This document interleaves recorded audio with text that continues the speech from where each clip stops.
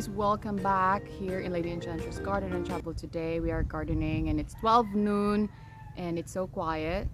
Very rare that it is quiet in this entire island. I think we have an island blackout. I was gone for a while, but we're now back. I'm gonna tell you more about that in another video, but I'd like to make this opportunity to share to you what are the things that I am growing here. And disclaimer, I lost a lot of plants, almost like 40% of the plants that I grow, and most of them are really nice ones and expensive ones during the hot summer months, during the Southeast Asia heat wave, sometime May, June, like April, May, June, during the hot and dry season here. So yeah, I know Peter Barbaria would be like, you need your yard, you know, clear out at bushwhacking. Peter, this yard needs more than that. Needs a lot of care. So like, yes, as I've mentioned, I lost a lot of plants and I was rushed to the ER sometime April. That's why a lot of the things that I was supposed to do this year was also not really, you know, being worked on. So let's start with the flowers. Are you ready? Let's talk about flowers first. I have lots of cosmos here. They are so hardy. They survive the heat. And aside from this, I'm also growing the blue ternate, which I will put it on the screen. And I have currently the azucena, or you know that in the West I think as tuberose, and it's there. But it's just so hot right now. But if I also film in the afternoon, it becomes so dark. And anyway, a very few flowers survive from the heat, and here are a few of those. And here is a boogie that I got from William R. Marine last year, and it has like heaps of flowers, so I just got them as a cutting last year. So 2 months ago I planted this Spanish plum, and these are very also hardy in this place. I think by its name, I think the Spanish people brought this during their time here, during the colonizers' time here. It is locally known as Reguelas. It signifies that summer is here. We call it summer even if you don't have 4 seasons, but you know what I'm saying, it's just a dry season right here. And they're going well. I have a few of them here in the property, and this is the first plant I think I planted since the drought. So they're growing well, and I'm not expecting them to bear fruit next year during their season next year in May, but probably in 2026. So it's not so bad. This is my grapes. If you've been to my channel and a subscriber since before, you will probably notice like I have some grape cuttings, like very small ones, during the condo days gardening. So this is it. I'm supposed to prune this to have a harvest on December, but then there was a robin here. No, it's not a robin, like it's a sunbird. Look, oh, there. So there's a sunbird's nest, and I don't want to disturb it. So probably now I'll just do a snip on it. Next to it is an acerola cherry. If you can see that there is one there that's fruit. So this acerola cherry is already very big, and it's giving me so much fruit. Last year, it's so rich in vitamin C. I made already a full video about this plant since the condo day, so check that out. It's actually even in my homepage. So this is also here in my yard. The butterfly really likes the local flowers, so I make sure that this place also welcomes them. Even the caterpillar is eating my philodendrons. Some of my neighbors be like, you're growing so much lemongrass. They look like lemongrass, but they are not lemongrass. So be very careful when you come here and ask for lemongrass. Maybe you will put a citronella grass in your lemon chicken or in your soup. So this is a citronella. There's also lots of guava here, the local guava. The local guava has a special place in my heart because it saved my life 30 years ago. I'll have another story, another video for that. The butterflies here are really loving the cosmos.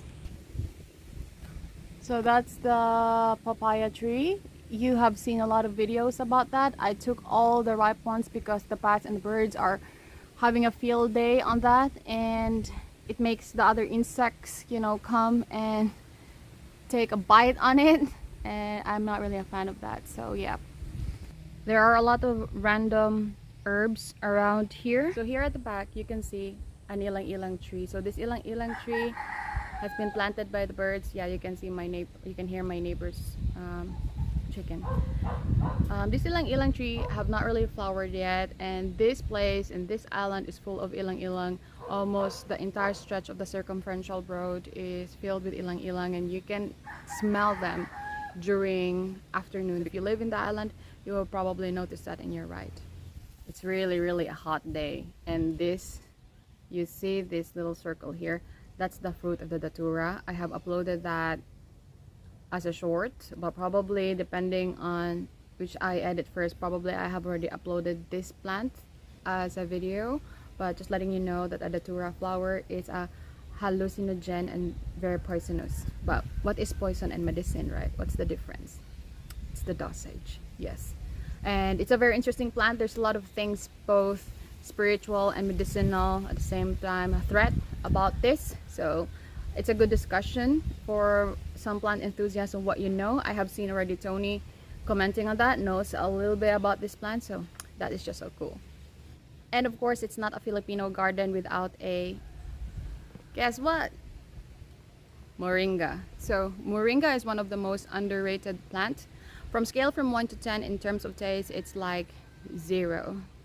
But in terms of nutritional value, there's a lot of things to explore there, and I think since it is not really growing well in the West because it needs like really hot sun like papaya and coconut, it's not further, you know, being on the mainstream medicine. But it's a moringa for the sake of just, like, you know, show and tell. Like I have that here, and this section here was my former compost pile, but I think it's just too hot and not shady enough for my worms, so my worms escape here. So those are the ones that I have saved. I have placed it in the new compost pile. So what I have here is my little papaya, oh no, sorry, pineapple. And these are, and this one looks like a ginger, but it's not a ginger. It's called galangal, which is also the family of the ginger. So I have a galangal here, a ginger.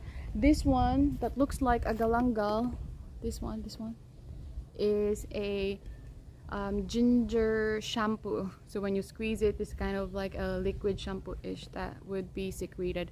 And I have also turmeric or luyang dilaw in our local dialect. So I have them around here, and it's so exciting to see the next year once they're all, like, you know, harvest time. And this is my poor mulberry plant. So let's talk about trees. I also want to maintain what is local to the land, and I wanted to provide shading. And needless to say, trees provide oxygen, and it brings down the temperature of a place. So I did not cut the trees that was existing here. This is a lagundi. A lagundi is actually a plant or a small tree. If you Google the #1 cough syrup in the Philippines, you will come up to this plant. It's called lagundi. And there are people here that sometimes stopped here in the house and they said, "Oh mom, can I ask for a lagundi leaves?" Because, for, you know, it is known herbal medicine for cough. I don't know their procedure and how they do it, but what I know, for some people, they get the oldest leaf because that's where I think the enzymes or whatever there is concentrated, and then they will take it as a medication, boil it. So here, not so far from that, it does not look like that much right now, but it will flower as soon as it goes big. This is what they call molave or Philippine teak. So this is one of our native plant in the Philippines, or native tree in the Philippines. I'm still looking for one which I really like. It's called banaba, but the Philippine teak is here in my property. I would be honest, I did not plant this. The birds plant this. I did not like chopped it. So also here, a lot of, beside the ginger family, beside the galangal, there's a lot of lagundi plant still growing. So I'm not sure if I would keep that, or I'll just keep the big ones here. And this plumeria pudica, I started as a cutting, and I got it in one of the resorts near the beach. And this was my former Mediterranean section, which really needs some help right now. And since I was hospitalized, or I was sent to emergency in April, I was not able, to be honest, to pay much attention to this.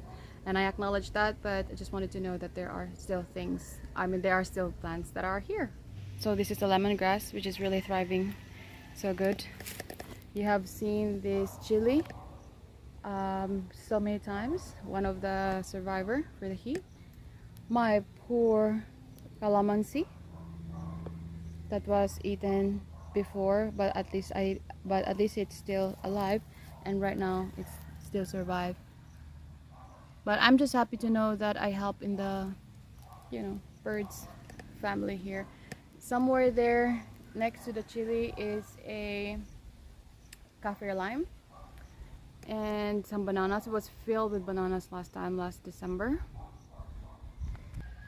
And here in this bushy corner, there's still a few sweet potato that's going, so it needs a really good clearing. There's just butterflies here around. So at the front of the house, I try to maintain this Bermuda grass just to have like a patch of like manicured garden. But honestly, I just want it as raw as possible, so the local insects would still come here and feel that they are welcome. Thank you so much. I'll upload a few more videos that happened a few months back, and I hope you'll watch them. Talk to you guys soon. Bye for now. There are actually a lot more plants here, but it just so hot to film them all, including the philodendrons at the back, but you can watch my channel to know more of them.